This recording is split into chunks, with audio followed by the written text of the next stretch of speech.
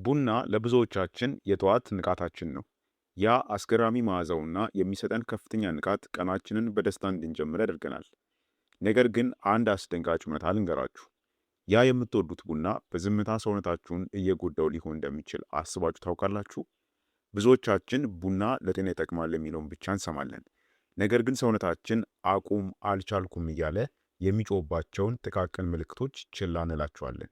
ስለዚህም ዛሬ በዚህ ቪዲዮ ቡና ለጤናችሁ ጠንቅ እየሆነ መምጣቱን የሚያሳዩ 7 ምልክቶችን አሳያችኋለሁ። በተለይ የመጨረሻው ምልክት ብዙዎቻችን ከቡና ጋር በፍጹም ማናገናኘው ግን ደግሞ የጤናችን መቃወስ መጀመሪያ ሊሆን የሚችል ምልክት ነው። ጤናችሁን ለመጠበቅና ከቡና ጋር ያላችሁን ግንኙነት ለማስተካከል ቪዲዮውን እስከ መጨረሻው ተከታተሉ። አንደኛውና የመጀመሪያው ምልክት ቡና ማቆም እንዳለብን የሚነግረን የማያቋርጥ የጭንቀት ስሜትና መረበሽ የሚሰማን ከሆነ ነው። ቡና ስንጠጣ ንቁ እንድንሆን የሚያደርገን ሰውነታችን ውስጥ የአድሬናሊን ሆርሞን እንዲመነጭ ስለሚያደርግ ነው። ይህም ሆርሞን ሰውነታችን ለጭንቀት ወይም ደግሞ ለጥቃት ዝግጁ በሚሆንበት ጊዜ የሚጠቀመው ፋይት ኦር ፍላይት የተባለው ስሜት አካል ነው። ነገር ግን መጠኑ ሲበዛ ሰውነታችሁ ያለምንም ምክንያት አደጋ ውስጥ እንዳለ ያስባል። ይህም የልብ ምት ያለ ምክንያት መጨመር፣ የእጅ መንቀጥቀጥ እናም የውስጥ መረበሽ ወይም ደግሞ የፍርሃት ስሜት ይፈጥራል። ቡና ከጠጣችሁ በኋላም በትንሽ ነገር መናደድ ወይም ደግሞ እረፍት ማጣት የሚሰማችሁ ከሆነ የነርቭ ስርዓታችሁ በካፌን ብዛት እየተወጠረ መሆኑን የሚያሳይ ትልቅ ምልክት ነው። ሁለተኛ ምልክት የጨጓራ ህመም እና የቃጠሎ ስሜት መሰማት። ቡና በተፈጥሮ አሲዳማ ከመሆኑም በላይ በጨጓራችን ውስጥ ያለውን የጋስትሪን ሆርሞን በከፍተኛ ሁኔታ ያነቃቃል። ይህም ሆርሞን ደግሞ ጨጓራችን ተጨማሪ አሲድ እንዲያመርት ያደርገዋል። በተለይ ደግሞ በባዶ ሆድ ቡና የመጠጣት ልማድ ካላችሁ የጨጓራ ግድግዳ ውስጥ የቃጠሎ ስሜት እናም ደግሞ ወደ ጉሮሮ የሚመለስ የአሲድ ስሜትን ይፈጥራል። ይህም ምልክት ችላ ከተባለ የረጅም ጊዜ የጨጓራ ቁስለትን ሊያመጣ ስለሚችል ሰውነታችሁ ቡናውን ቀንስ እያላችሁ መሆኑን መረዳት ይኖርባችኋል። ሶስተኛ ምልክት የእንቅልፍ ጥራት መጓደል። ቡና ካይፌን ይዟል። ካፌን ደግሞ በአንጎላችን ውስጥ የሚገኘውንና አዲኖሲን የተባለውን እንቅልፍ የሚያመጣን ሆርሞን እንዳይሰራ ያደርገዋል። ይህ ማለት ቀኑን ሙሉ የደከመው አእምሯችን እንዲያርፍ የሚነግረውን ምልክት ቡናው ይደፍነዋል ማለት ነው። ብዙ ሰዎች እኔ ቡና ጠጥቼ መተኛት እችላለሁ ይላሉ። ነገር ግን እውነታው ይሄ አይደለም። ቡና ጠጥታችሁ ብተኙ እንኳን ጥልቅ የሆነ እንቅልፍን እንዳታገኙ ያደርጋችኋል። ሌሊቱን ሙሉም አእምሯችሁ ሳይረጋጋ ስለሚቆይ ጠዋት ስትነሱ ከፍተኛ ድካም ይሰማችኋል። የእንቅልፍ ዑደታችሁም ስለሚቃወስ ለቀጣዩ ቀን የበለጠ ቡና እንድጠጡ ያስገድዳችኋል ማለት ነው።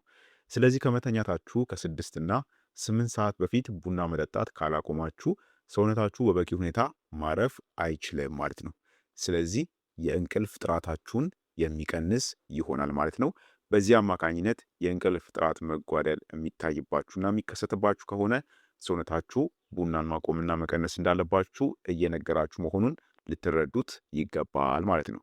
አራተኛ ምልክት ተደጋጋሚና ከፍተኛ የሆነ ወይም ደግሞ ድንገተኛ ራስ ምታት። የሚገርመው ነገር ቡና ለራስ ምታት መድኃኒትም ጠንቅም መሆኑ ነው። ካፌን በጭንቅላታችን ውስጥ ያሉ የደም ስሮችን የማጥበብ ባህሪ ያለው። ሰውነታችሁ በየቀኑ በቋሚነት ካፌን ማግኘት ከለመደ በኋላ ካፌኑ በደማችሁ ውስጥ ሲቀንስ የደም ስሮቹ በድንገት ይለጠጣሉ። ይህም ድንገተኛ የደም ፍሰት መጨመር ደግሞ ከፍተኛ የሆነ የራስ ምታትን ይፈጥራል ማለት ነው። በተለይ ቡና የጠጣችሁበት ሰዓት ሲያልፍ ራሳችሁን የሚወጋችሁ ከሆነ ጠዋት እንደተነሳችሁ ቡና ካልጠጣችሁ መንቀሳቀስ ካቃታችሁ ወይም ደግሞ ቅዳሜና እሁድ ረፈድ አድርጋችሁ ስትነሱ ራስ ምታት የሚቀሰቀስባችሁ ከሆነ ሰውነታችሁ በቡና ላይ ጥገኝነት እየፈጠረ መሆኑን እናም ደግሞ የነርቭ ስርዓታችሁ መረበሹን የሚያሳይ ትልቅ ምልክት ነው። ታዲያ ይህ ካፌን ዊዝድሮል በመባል የሚታወቀው ክስተት ቡናው ከጥቅሙ ይልቅ ጉዳቱ እያመዘነባችሁ መሆኑን የሚያሳይ ምልክት ነው ማለት ነው። አምስተኛ ምልክቱ የጡንቻ መንቀጥቀጥ እንዲሁም ድካም። ከመጠን በላይ ቡና መጠጣት የነርቭ ስርዓትን ወይም ደግሞ ሴንትራል ነርቨስ ሲስተምን ከመጠን በላይ ያነቃቃል። ይህ በሚሆንበት ጊዜ ነርቮቻችን ለጡንቻዎቻችን የተሳሳቱ ምልክቶችን መላክ ይጀምራሉ።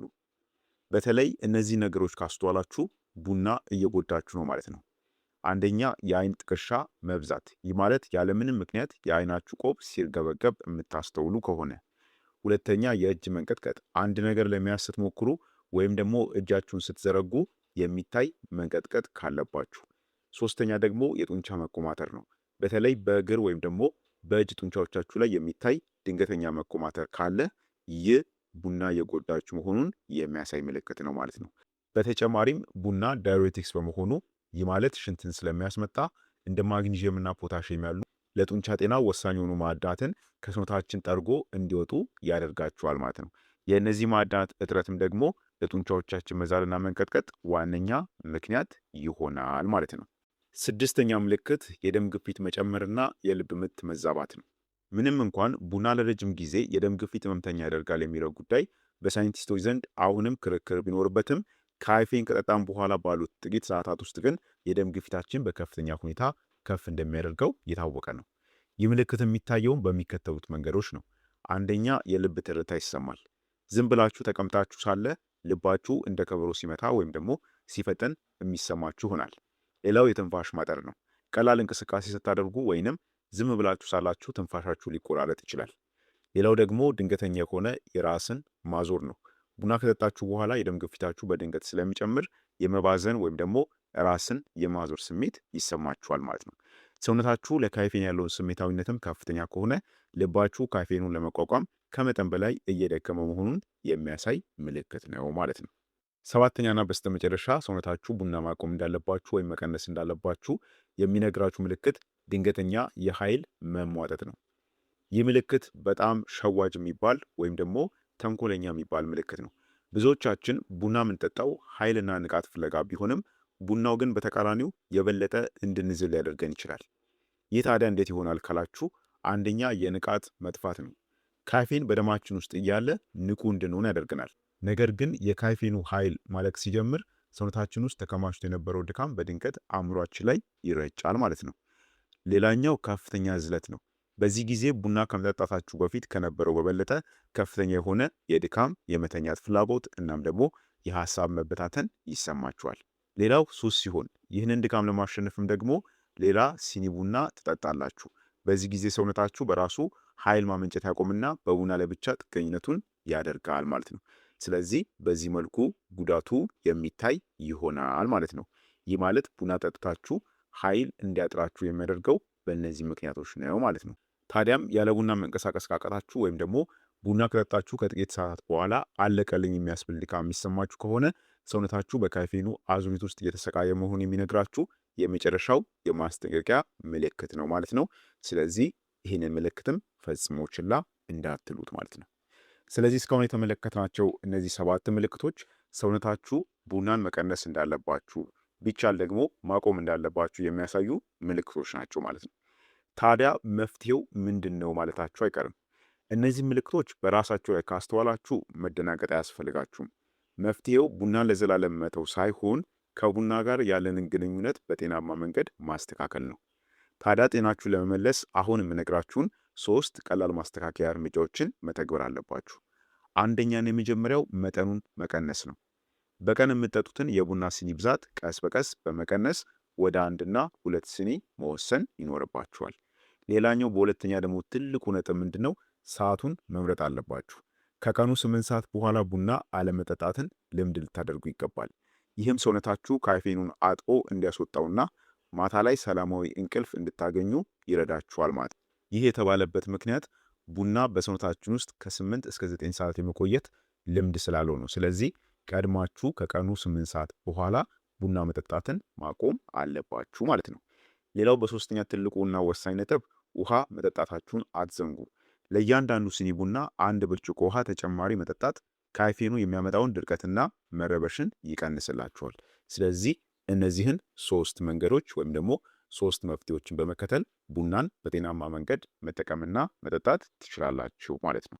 አስታውሱ፣ ቡና አገልጋያችሁ እንጂ ጌታችሁ መሆን የለበትም። ማለትም ቡና እንዲቆጣጠራችሁ ፈጽሞ መፍቀድ የለባችሁ።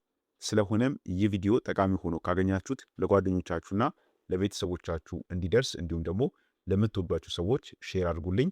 እንዲሁም ደግሞ ለቻናሉም አዲስ ከሆናችሁ እንደዚህ ያሉ ጠቃሚ የጤና መረጃዎች እንዲደርሷችሁ ሰብስክራይብ እና የደውል ምልክቷን መጫናችሁን አትርሱ። ለዛሬ በዚያ በቃው። በቀጣይ ደግሞ በሌላ አስተማሪ በሆነ የጤና ትምህርት የምንገናኝ ይሆናል። እስከዛው በጤና ቆዩልኝ። ቸር ሰንብቱ።